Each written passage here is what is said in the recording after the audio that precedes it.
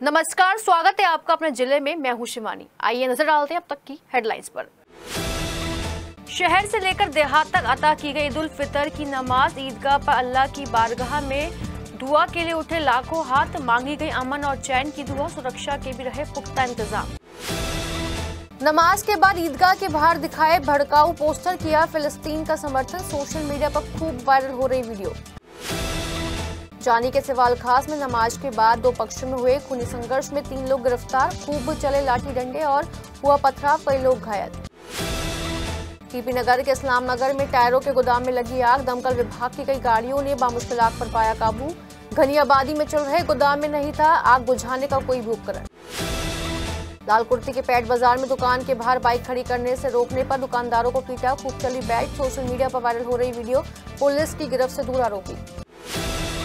नवरात्र के दूसरे दिन मंदिरों में गूंजे मां ब्रह्मचारिणी के जयकारे। उमड़ा रहा आस्था का सैलाब। और योगी सरकार में अधिकारी कर रहे छुट्टा पशुओं की अनदेखी। गौशालाओं की जगह सड़कों पर घूम रहे पशु। और अब खबरें विस्तार से।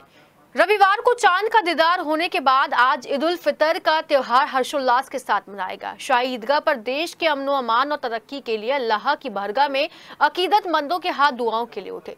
शाही ईदगाह पर ईद की नमाज दारुल उलूम के मुफ्ती ने पढ़ाई।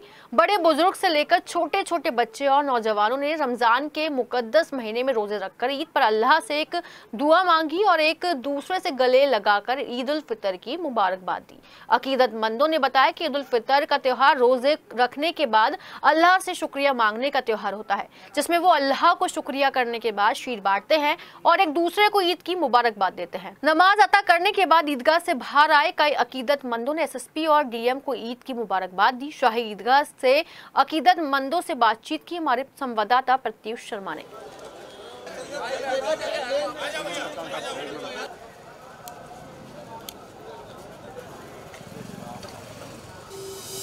आज ईद की नमाज ईदगाह में थी और आपने देखा लोगों में बड़ी उत्साह थी और लोगों ने बहुत ही सहयोग किया है। मैं सभी ईदगाह कमेटी, काजी साहब, कारी साहब, आप सब लोगों का बहुत बहुत धन्यवाद करता हूं कि पुलिस प्रशासन को सहयोग दिया और हमारी पुलिस, हमारे मजिस्ट्रेट सब लोग निरंतर और सिविल डिफेंस के लोग और शहर के जो तमाम जिम्मेदार थे सब सहयोग कर रहे थे और मैं सबको ईद के मुबारक पर शुभकामना देता हूँ और सब आशा करता हूँ कि इसी तरह प्रशासन का सहयोग करते रहेंगे। Thank you. नमाज संपन्न हुई है ईदगाह पर और सब कुछ कुशल रहा है।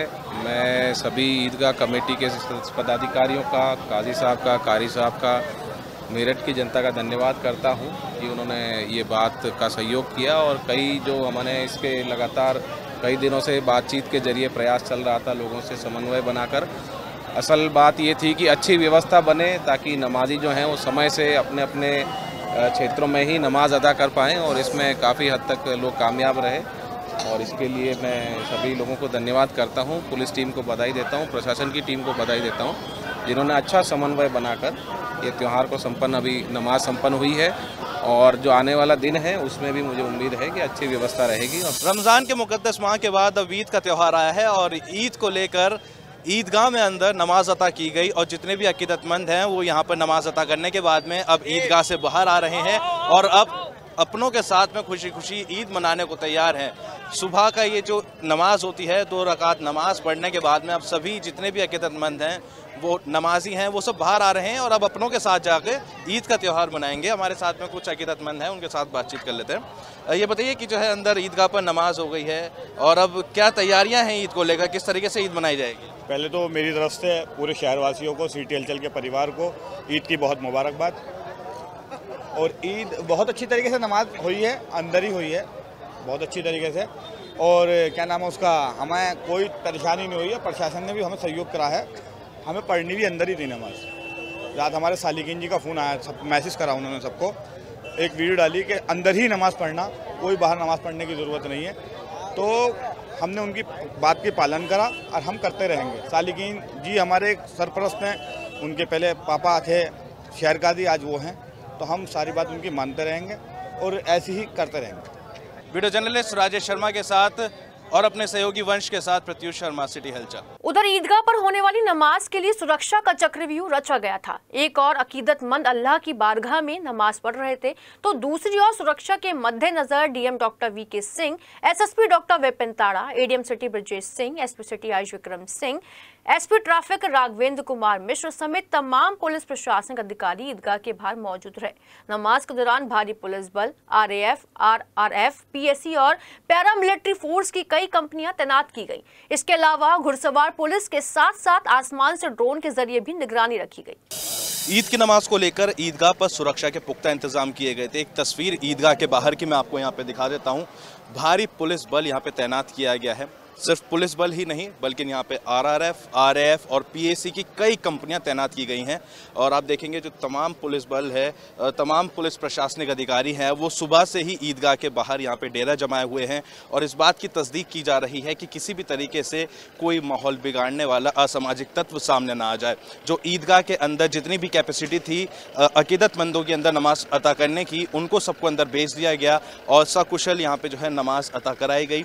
और यहाँ पे आप देखेंगे जो तमाम गलियां हैं, इन गलियों से जो अकीदतमंद थे वो बाहर उनको पार्ट्स में बाहर भेजा गया, टुकड़ियों में उनको बाहर भेजा गया कि जिससे कि ईदगाह के अंदर जितनी कैपेसिटी है उसी कैपेसिटी के अनुसार ही अकीदतमंदों को वहाँ पर जो है बैठाया जा सके। देखिए सिविल डिफेंस के भी जो वॉलंटियर्स है वो यहाँ पे लगातार बने हुए हैं और तमाम जो पुलिस प्रशासनिक बल है वो यहाँ पर सुबह से ही निगाह बनाए हुए हैं। चाहे घुड़सवार हों, चाहे फायर ब्रिगेड की भी यहाँ पे जो है देखिए खड़ी की गई हैं। और तमाम ये गली मैं आपको दिखाना चाहूँगा, ईदगाह की ये गली है जहाँ से जो है जितने भी अकीदतमंद हैं वो अंदर जाने का ये एंट्री पॉइंट है, ये रास्ता है। यहाँ पर जो है आरआरएफ की जो है कई गाड़ियाँ यहाँ पे खड़ी कर दी गई हैं और इसी रास्ते से जो है अंदर अकीदतमंदों को भेजा गया। और SSP doctor Vipin Tada, DM VK Singh, SP city Ayush Vikram Singh समेत जो है तमाम यहाँ पे जो है पुलिस प्रशासनिक अधिकारी यहाँ पे मौजूद थे। सुबह से ही यहाँ पे जो है निगरानी बनाए रखी और जो सुरक्षा के पुख्ता इंतजाम थे वो पहले ही यहाँ पे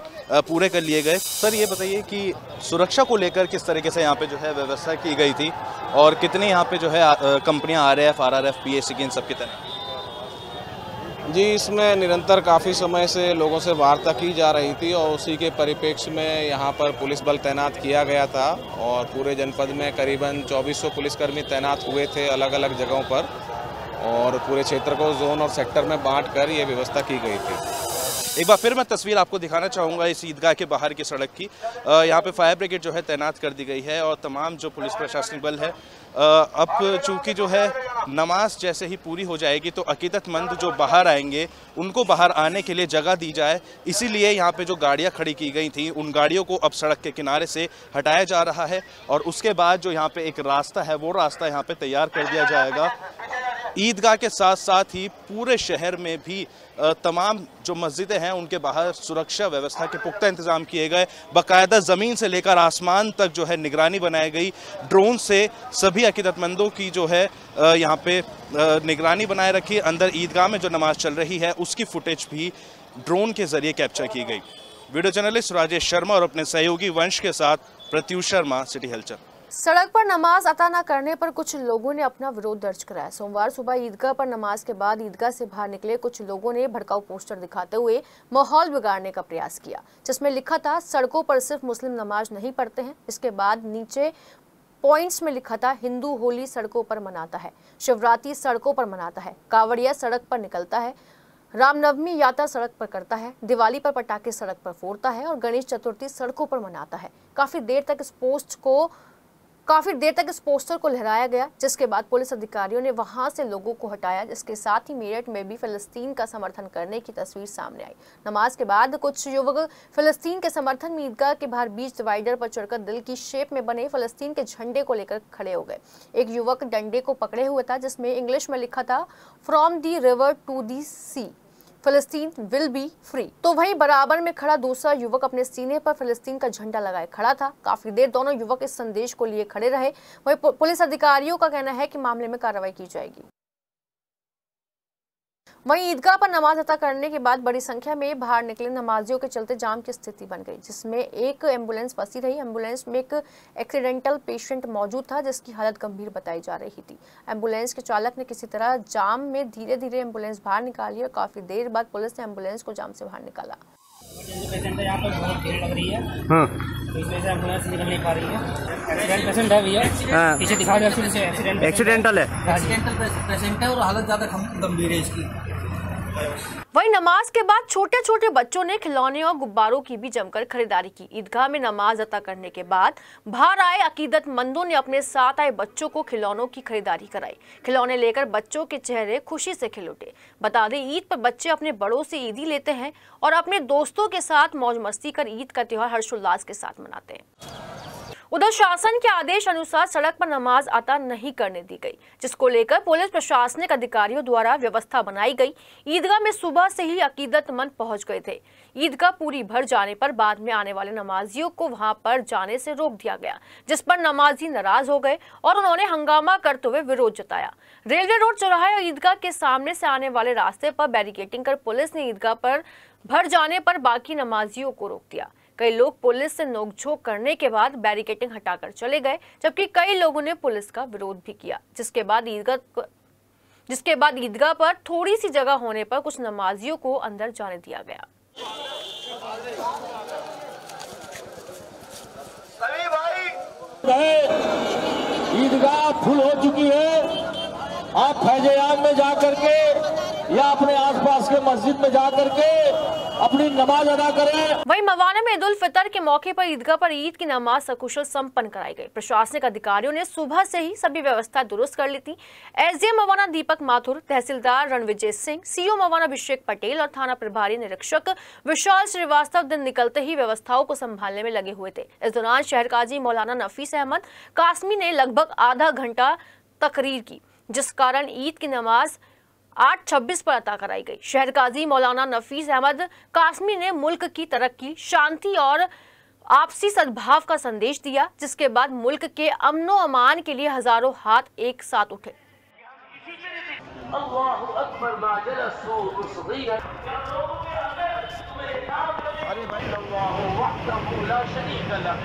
हो जाते हैं अदावतों के और दुश्मनियों के, और उसको खत्म कर। और एक दूसरे के साथ ये जुल्म है कि अगर वो नमाज दुनिया से उसको सोशल मीडिया पर है, तो हमारी जिम्मेदारी है। उधर सोमवार को ईद का पर्व कंकरखेड़ा क्षेत्र में बड़े ही धूमधाम के साथ मनाया गया, जहां कंकरखेड़ा रोड गांव सिंघावली में ईद पर सभी मुस्लिम समुदाय के लोगों ने सुबह 8 बजे ईदगाह पर पहुंचकर सबसे पहले नमाज अता की। वहीं ईदगाह से बाहर निकले मुस्लिम समुदाय के लोगों ने एक दूसरे को गले मिलकर ईद की बधाई दी। इस दौरान गाँव सिंघावली के रहने वाले राहत मुखिया ने कहा कि उनके गाँव में हिंदू मुस्लिम समुदाय के लोगों की एक मिसाल है। सभी भाई मिलकर त्योहार मनाते हैं और हर रोज आज ईद पर सभी एक दूसरे को गले मिलकर ईद का त्योहार शांतिपूर्ण बना रहे हैं। वहीं भावनपुर थाना क्षेत्र के गांव जेई नगला, साहू, पचपेड़ा, मेदपुर, लडपुरा, गोकुलपुर, कीनानगर, हसनपुर, कदीम, अब्दुल्लापुर सहित अन्य गांवों में ईद की नमाज सकुशल संपन्न कराई गई। इस मौके पर सीओ सदर देहात, एसडीएम सदर और भावनपुर पुलिस मौके पर मौजूद रही। इस दौरान सीओ सदर देहात ने बताया कि ईद की नमाज सकुशल संपन्न कराई गई है, जबकि सुरक्षा को देखते हुए ड्रोन से भी निगरानी रखी गई है।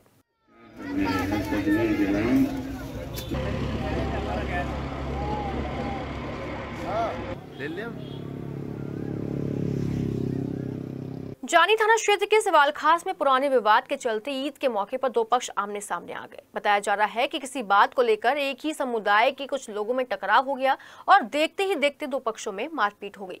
मारपीट की वीडियो अब सोशल मीडिया पर वायरल हो रही है। वीडियो में देखा जा सकता है कि किस तरीके से दोनों पक्ष एक दूसरे पर हमला कर रहे हैं। इस दौरान गोली चलने की भी वीडियो देखी जा रही है। वहीं घटना के बाद पुलिस मामले की जांच में जुट गई है।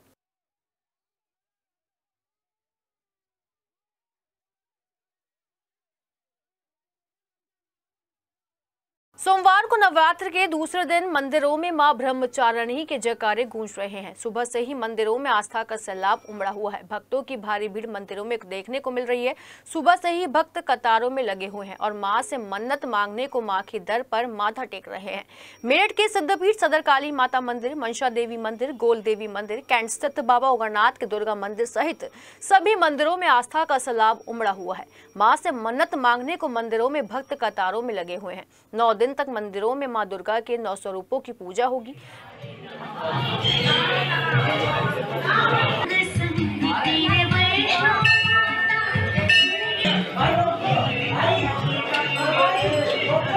शहर के अधिकांश इलाकों में भले ही सफाई व्यवस्था बेपटरी होती जा रही हो, लेकिन इन दिनों वार्ड 46 संजय नगर के हालात बद से बदतर होते जा रहे हैं। तस्वीरों में आप देख सकते हैं कि किस तरीके से क्षेत्र में गंदगी और कूड़े का अंबार लगा हुआ है, जिसके चलते क्षेत्र में बीमारियों के फैलने का लगातार अंदेशा बना हुआ है। वहीं क्षेत्र में जर्जर बिजली के खंभे और लटकते बिजली के तार किसी भी बड़ी घटना को अंजाम देते हुए नजर आ रहे हैं। क्षेत्रवासियों का आरोप है कि इन सभी समस्याओं के लिए वह कई बार संबंधित विभाग के अधिकारियों कर्मचारियों से मदद की गुहार लगा चुके हैं, लेकिन अभी तक भी उनकी समस्या का समाधान नहीं हुआ।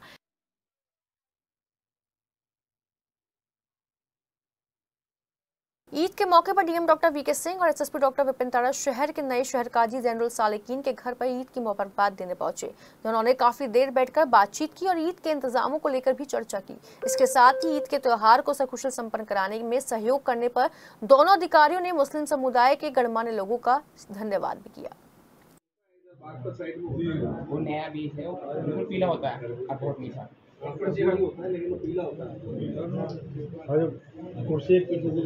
सवाल खास में मामूली विवाद के बाद एक ही समुदाय के दो पक्षों में हुए झगड़े में पुलिस ने आधा दर्जन से ज्यादा आरोपियों को गिरफ्तार कर जेल भेज दिया। दरअसल बताया जा रहा है कि रविवार को कपड़े खरीदने को लेकर नाजिम, जाहिद और जाकिर का इरकान और उसके साथियों से झगड़ा हो गया था। आरोप है कि इसी कड़ी में सोमवार को ईद की नमाज के बाद इरकान पक्ष के लोगों ने जाहिद, जाकिर और नाजिम पक्ष के लोगों पर घर में घुसकर जानलेवा हमला कर दिया, जिसमें कई लोग घायल हो गए। वही घटना के बाद पुलिस ने तत्परता दिखाते हुए अब्दुल समद, उस्मान, इरकान, इसरार, आदिल, सलमान, साबिर और इकराम को गिरफ्तार कर जेल भेज दिया।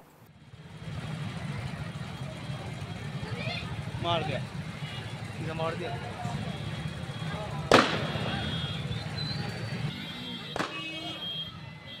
तो हो रही है, तो हो रही है। इंसानों के सबसे भरोसेमंद साथी कहे जाने वाले कुत्ते अब दहशत का पर्याय बनते जा रहे हैं। जिले में रोजाना 100 से अधिक लोग आवारा कुत्तों के शिकार बन रहे हैं। इनमें से बहुत कम लोगों को ही सरकारी उपचार मुहैया हो पाता है और बाकी लोग निजी अस्पतालों में चक्कर काटते हुए जेबें ढीली करते हैं। इनमें से बहुत से लोग दम भी तोड़ देते हैं। हालांकि सरकारी रिकॉर्ड में ये बताया जाता है कि साल में 6 लोग रेबिस से मर जाते हैं। कॉलोनियों, बाजारों व अंधेरी बस्तियों में इन कुत्तों का आतंक ऐसा है कि रात के वक्त लोग घरों के बाहर नहीं निकलते हैं।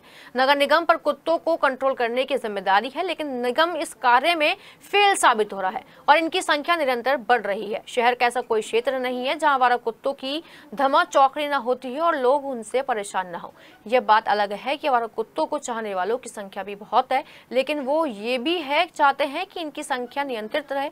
बता दें कि सूत्रों के अनुसार वर्ष 2012 में हुई 19वीं पशु गणना में आवारा कुत्तों की संख्या 15,447 थी, जो वर्ष 2018 की गणना में बढ़कर 24,660 हो गई। यदि एनिमल बर्थ कंट्रोल ना होता तो यह संख्या 1 लाख के पार हो गई होती। वहीं नगर निगम का दावा है कि वर्ष 2011 से शुरू हुई नसबंदी अभियान में अब तक करीब 52,000 नसबंदियां की जा चुकी हैं। हालांकि निगम का यह आंकड़ा हकीकत से परे समझ आता है, क्योंकि यदि ऐसा होता तो शहर आवारा कुत्तों से परेशान न होता।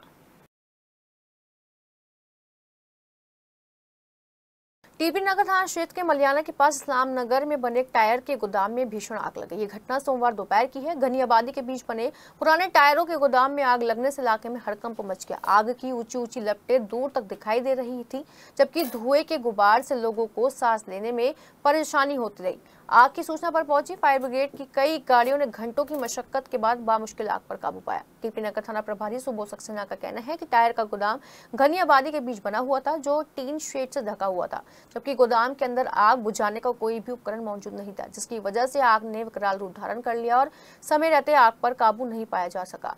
गनीमत रही कि फायर ब्रिगेड की गाड़ियां समय से मौके पर पहुंच गई, नहीं तो हादसा बड़ा भी हो सकता था।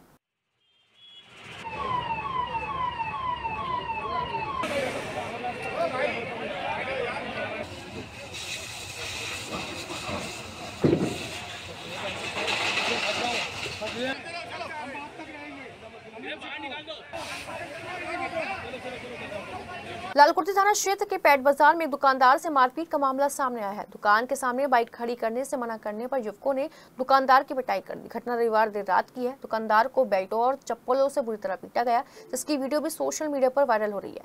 दरअसल हंडिया मोहल्ले के रहने वाले शाहवेज की पेट बाजार में सिंधी नाम से गारमेंट और चूड़ी की दुकान है। ईद के कारण दुकान में ग्राहकों की भीड़ थी। इस दौरान शारीरिक और मोहसिन नाम के 2 युवक बाइक से वहां पहुंचे। उन्होंने दुकान के सामने बाइक खड़ी कर दी। भीड़ ज्यादा होने की वजह से शावेज ने उन्हें बाइक दूसरी जगह खड़ी करने को कहा। इस बात को लेकर दोनों पक्षों में बहस हो गई। स्थानीय लोगों ने बीच बचाव कर मामला शांत करा दिया। कुछ देर बाद शारिक और मोहसिन 5 अन्य युवकों के साथ वापस आए। सभी ने मिलकर शावेज की पिटाई कर दी और दुकान में तोड़फोड़ करते हुए सारा सामान बाहर फेंक दिया। स्थानीय लोगों ने जब उन्हें रोकने का प्रयास किया तो उनसे भी दुर्व्यवहार किया गया। सूचना पर पहुंची लालकुर्ती पुलिस को देखते ही सभी आरोपी फरार हो गए। पुलिस ने आसपास के क्षेत्र में तलाश की लेकिन उन्हें नहीं पकड़ सकी। वहीं पीड़ित दुकानदार शावेज ने मामले की तहरीर थाने में दी लेकिन आरोपी अभी भी पुलिस की गिरफ्त से काफी दूर है।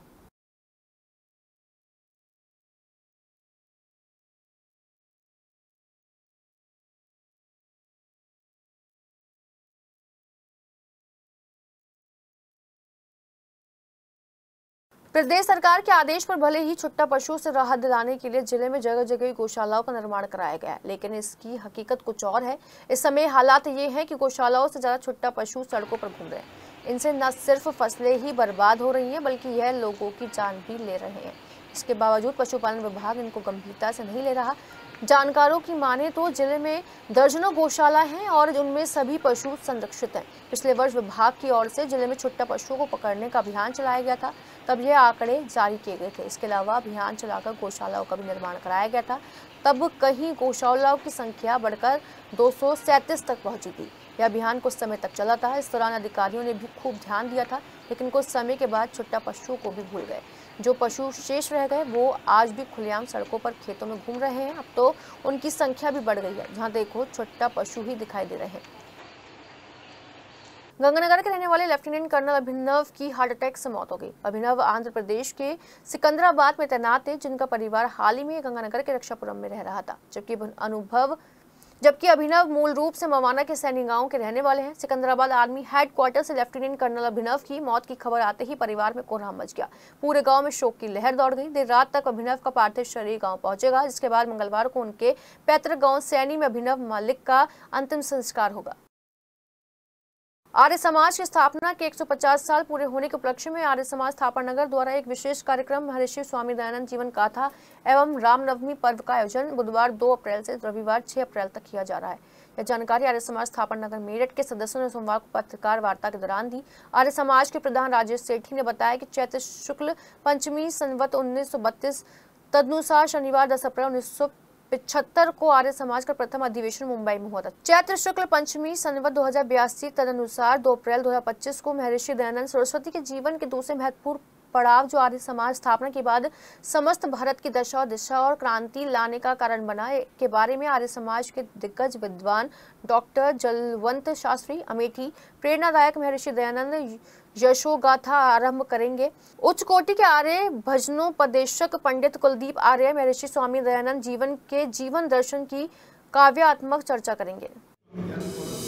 आर्य समाज की स्थापना के 150 वर्ष पूर्ण होने के अवसर पर आर्य समाज थापर नगर द्वारा दिनांक 2 अप्रैल से 6 अप्रैल तक महर्षि स्वामी दयानंद जीवन गाथा एवं रामनवमी पर्व का आयोजन किया जा रहा है, जिसमें महर्षि स्वामी दयानंद के जीवन के विभिन्न पहलुओं, उनके जीवन की घटनाओं और उनके संपूर्ण कार्यों के बारे में आर्य जगत के प्रसिद्ध विद्वान अमेठी से पधार रहे डॉक्टर जलवंत कुमार शास्त्री जी अपना उद्बोधन देंगे।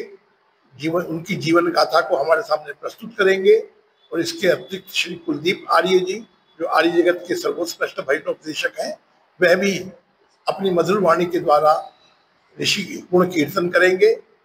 इसके अतिरिक्त श्री राम नवमी पर राम कथा का आयोजन भी किया गया है।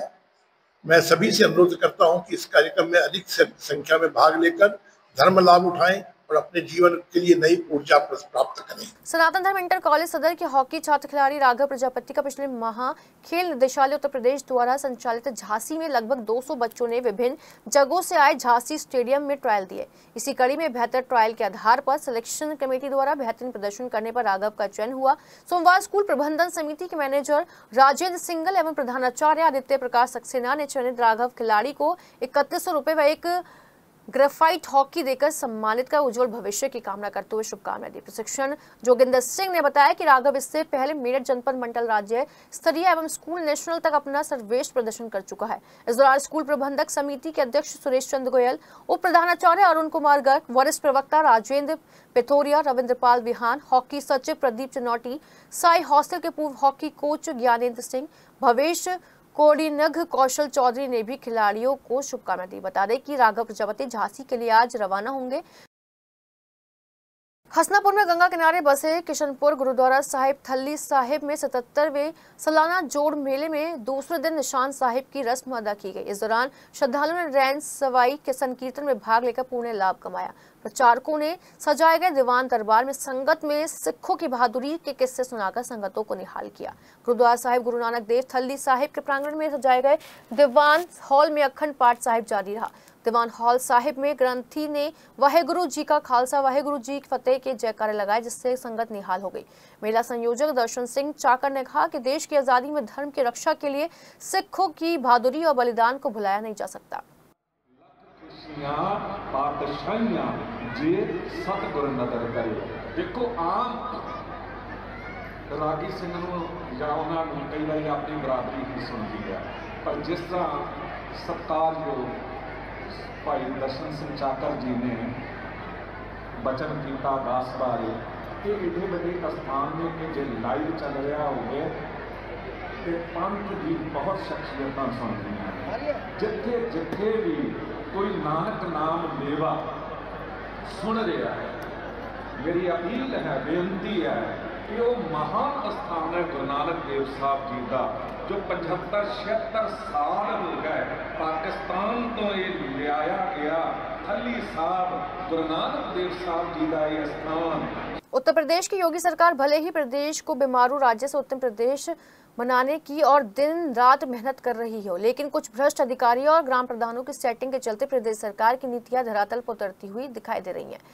ताजा मामला तहसील क्षेत्र के ग्राम पलड़ा का है, जहां वर्तमान ग्राम प्रधान द्वारा विकास के नाम पर लाखों रुपए की बंदरबाट कर दी गई और ग्रामीणों और शासन के साथ छल किया गया। पलड़ा गांव में तालाब की समस्या से ग्रामीण परेशान हो चुके हैं। तालाब का गंदा ओवरफ्लो पानी मुख्य सड़कों से होकर बह रहा है। ग्रामीण इस बारे में कई बार तहसील समाधान दिवस में शिकायत भी कर चुके हैं। दर्जनों बार एसडीएम कार्यालय में भी प्रार्थना पत्र सौंप चुके हैं, लेकिन कार्यवाही ढाके 3 पात हो रही है। ग्रामीणों की समस्या का कोई समाधान नहीं किया गया। ग्रामीणों का आरोप है कि तालाब ओवरफ्लो होने के चलते वहीं पर रहने वाला एक युवक तालाब के गंदे पानी को लोगों के खेतों में भर देता है, जिससे खड़ी फसलों का भी काफी नुकसान हुआ है। इसका विरोध करने पर वो युवक दबंगई दिखाता हुआ झगड़े पर उतारू हो जाता है। इतना ही नहीं, ग्रामीणों ने ये भी आरोप लगाया है कि गांव के एकमात्र सरकारी स्कूल में जगह जगह गंदगी के अंबार लगे हुए हैं। स्कूल परिसर में बने हैंडपंप से पानी नहीं आता, वो भी कई सालों से खराब पड़ा हुआ है। यहाँ तक कि जहाँ कक्षाओं में बैठकर बच्चे पढ़ते हैं, उन कक्षाओं की खिड़कियां दरवाजे भी टूटे पड़े हैं। स्कूल के शौचालय में भी दरवाजे टूटे पड़े हैं।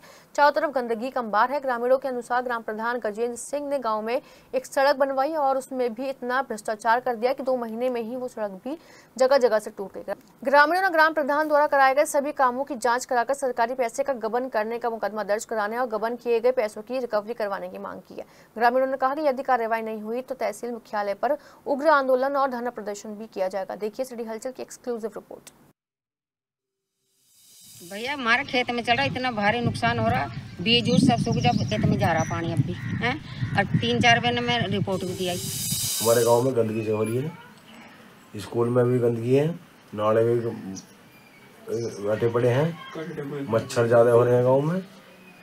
अब ये स्कूल की करोट में मच्छर नाला है, उसमें बच्चे पढ़ते हैं स्कूल में, उसमें मच्छर लगते हैं ज़्यादा, गंदगी ज़्यादा फैल दी है।